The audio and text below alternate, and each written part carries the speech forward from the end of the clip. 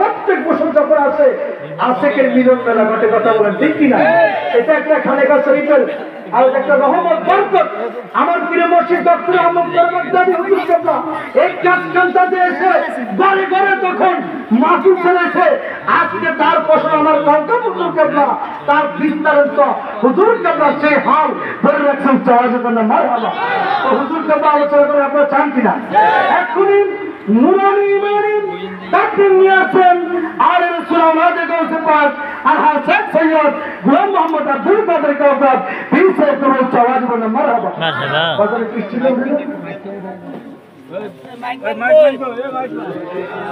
Mic বানাই দেন এটা পুরো দাও পুরো দাও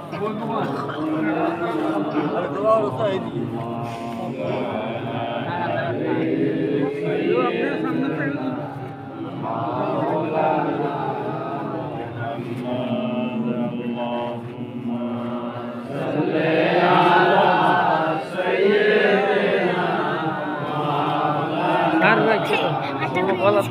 ওই বাচ্চা সাইকেল না আমার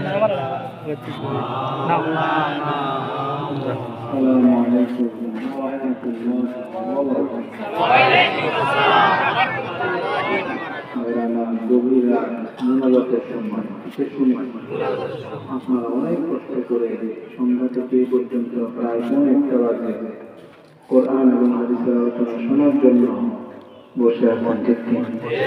কোরআন এবং হাদিসের আলোচনা সন্ধ্যা থেকে শুনতেছেন। কোরআন এবং হাদিসের আলোচনা শুনলে লাভ আছে কিনা?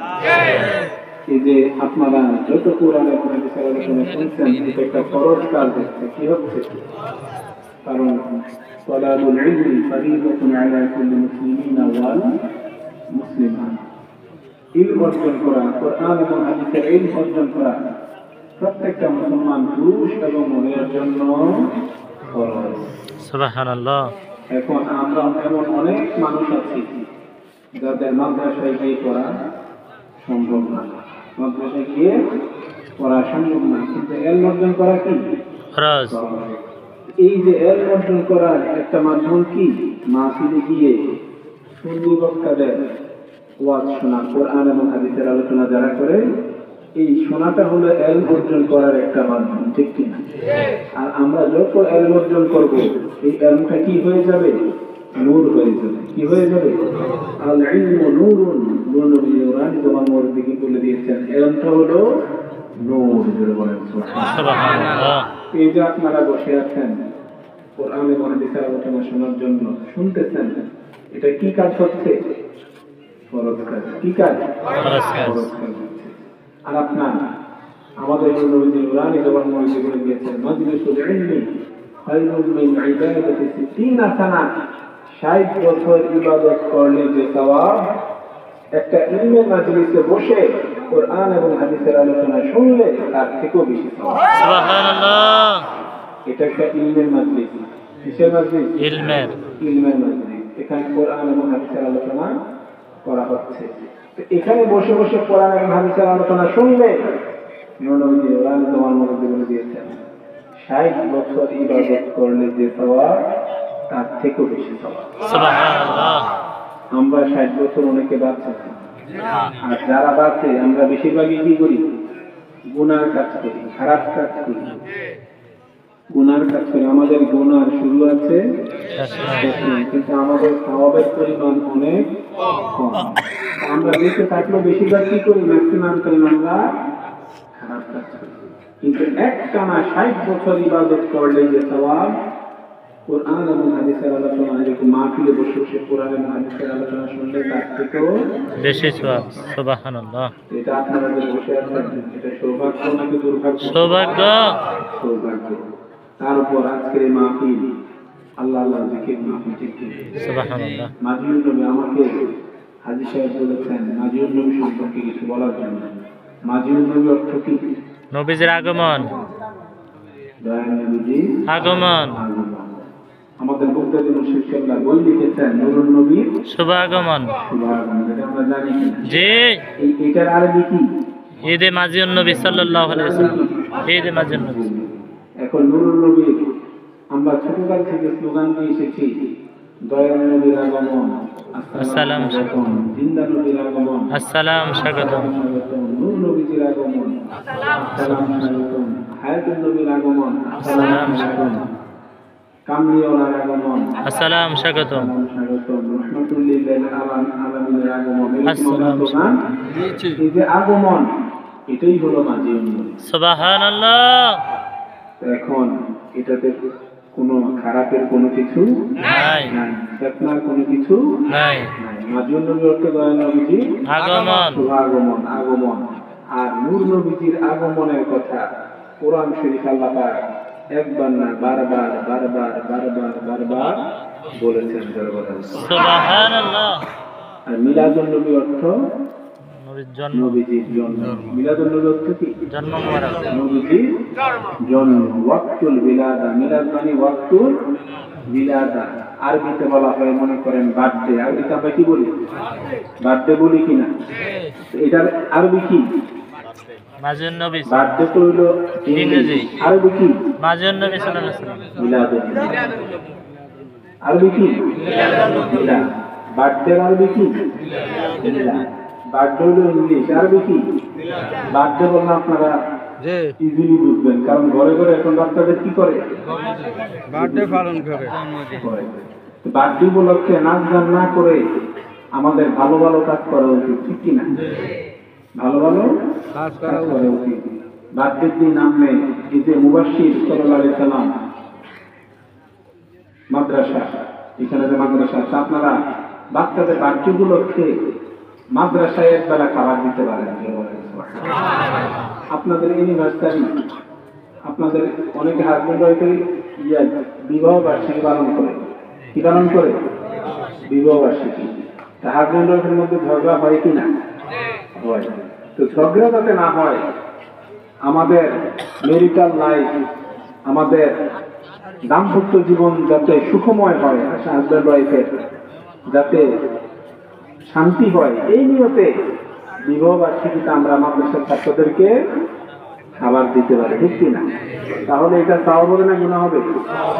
বার্থডের দিন যদি আপনি মাদ্রাসার ছাত্রদেরকে একবেলা খাবার দিলেন, আপনার ছেলে যাতে আল্লাহ যাতে ছেলে হোক মেয়ে হোক, আপনি ছেলের বিপদ আপদ, মেয়ের বিপদ আপদ সব যাতে আল্লাহ দূর করে দেয়, অসুখ বিসুখ থেকে যাতে আল্লাহ হেফাজত রাখে, আল্লাহ যাতে বড় আলেম বানায়, শিক্ষিত বানায়, এই নিয়তে আপনি মাদ্রাসার ছাত্রদেরকে একবেলা খাবার দিতে পারেন। বার্থডের দিন আপনাদের বিবাহ বার্ষিকীর দিনও কি দিতে পারেন? হাজবেন্ড ওয়াইফ যাতে মিলেমিশে করতে পারেন, ঝগড়া যাতে না হয়, এই নিয়তে একবেলা খাবার দিতে পারেন, ঠিক কি? তাহলে কোনো গুনাহ হবে না। আর যদি নাচ গান করেন, খারাপ কাজ করেন, তাহলে কি হবে? তো ভাই আমার, বার্থডে ইংলিশ আরবি কি? জন্মদিন মানে জন্ম। তো মিলাদুন নবী অর্থ কি? নবীজির জন্ম। তো এই মিলাদের কথা কোথায় আছে? হাদিস, হাদিস শরীফে। কোথায় আছে? হাদিস শরীফে। কারণ নূর নবী দুনিয়ার জমিনে আগমন করেছেন, কোরআনেও আছে, হাদিস শরীফে। মাদিন নবীর কথা কোরআনেও আছে, হাদিস শরীফেও আছে। তো এসেছেন, কিন্তু মা আমেনা বাবা আব্দুল্লাহ মাধ্যমে এসেছেন, নাকি মা আমেনা বাবা আব্দুল্লাহ লাগছে। একটা উসিলা। এইটাকে কি বলা হয়? মিলাদুন নবী। এই জন্য মিলাদুন নবীকে অস্বীকার করা যাবে না। যাবে না। আপনার যদি মিলাদুন নবী ভালো না লাগে, আপনি আমল না করেন যে আমি আমল করব না, কিন্তু মিলাদুন নবীর বিরোধিতা করা যাবে না। মিলাদুন নবীকে নাজায়েজ বেদাত বলা যাবে না। যদি আপনি মিলাদুন নবীর বিরোধিতা করেন, মিলাদুন নবী নাজায়েজ বেদাত বলেন, তাহলে আপনার কি হবে? ঈমান চলে যাবে, ঈমান থাকবে। আর মাজিউন নবী, নূর নবীজির শুভাগমন, এটাও অস্বীকার করা যাবে। আপনার ভালো না লাগলে আপনি আমল না করেন, কিন্তু মাজিউন নবীর বিরোধিতা করা যাবে না। মাজিউন নবীকে নাজায়েজ হারাম বলা যাবে না। মাজিউন নবী হলো দয়াল নবীর আগমন, এটা হলো গোড়া। এটা কি? গোড়া। কেউ যদি বলে আমি মাজিউন নবী পালন করবো না, মিলাদুন নবী করবো, মানে গোড়া কেটে আগাতে পারে না। নবীজি দয়াল নবীজি কি করেছেন দুনিয়ার জন্য? আগমন করেছেন।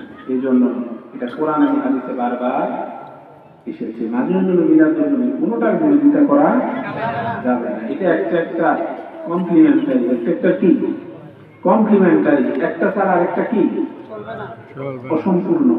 নবীজি এসেছেন, মা আমেনার বাবা কিন্তু আমরা জানি ঠিক কিনা, ওদেরকে অস্বীকার করা যাবে না। এই জন্য নবীজি দয়ান নবীজি মাঝির নবী হয়েছে কিসের মাধ্যমে?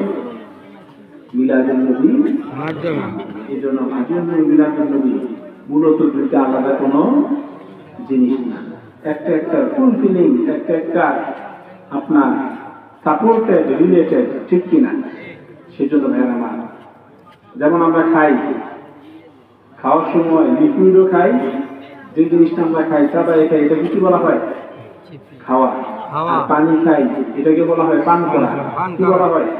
পান করা। এখন আপনি যদি বলেন আমি শুধু ভাত খাবো, গোস্ত মাছ খাবো, পানি জাতীয় কোনো কিছু খাবো না, আপনি বাঁচবেন নাকি মরবেন? আপনার ডিহাইড্রেশন হবে। কিন্তু আপনি ডেলি কি খাচ্ছেন? ভাত খাচ্ছেন, গোস্ত খাচ্ছেন, চিকেন, জুস টুস, বিভিন্ন বিফ, মাটন, অনেক কিছু আপনি খাচ্ছেন, কিন্তু পানি খাচ্ছেন না, ডাবও খাচ্ছেন না, ডাবের পানি খাচ্ছেন না, লিকুইড কোনো কিছুই আপনি খাচ্ছেন না। তাহলে আপনার দিন আপনি কিসের দিকে যাবেন? মৃত্যুর দিকে। আপনার ডিহাইড্রেশন হবে, মৃত্যুর দিকে আপনি যাবেন। আবার আপনি যদি বলেন না আমি শুধু পানি খাবো, ডাবের পানি খাবো, নর্মাল পানি খাবো, চা খাবো, লিকুইড যত আছে সব খাবো, কিন্তু ভাত খাবো না, গোস্ত খাবো না, মানে চিবাতে হয় এমন কোনো জিনিস খাবো না, তাও কি আপনি বাঁচতে পারবেন? সেজন্য দুইটাই প্রয়োজন। আমাদের মাঝির নবীও প্রয়োজন, মিলাদুন নবীও প্রয়োজন, কোনোটাকে বাদ দেওয়া ভাইরা না। এটা হলো যার ইমান আছে, যার বুঝ আছে, তার জন্য এতটুকু কথাই যথেষ্ট, ঠিক কিনা? আর যার বুঝ নাই, সারা রাত বুঝালো তার বুঝে মাঝে মিলিত নবীজি শুভাগমন, সিম্পল বিষয়টা, দলিল লাগে না, কোনো কিছু ভাইরা মা। অনেকটা এই আপনারা মুবাশশির মাদ্রাসায়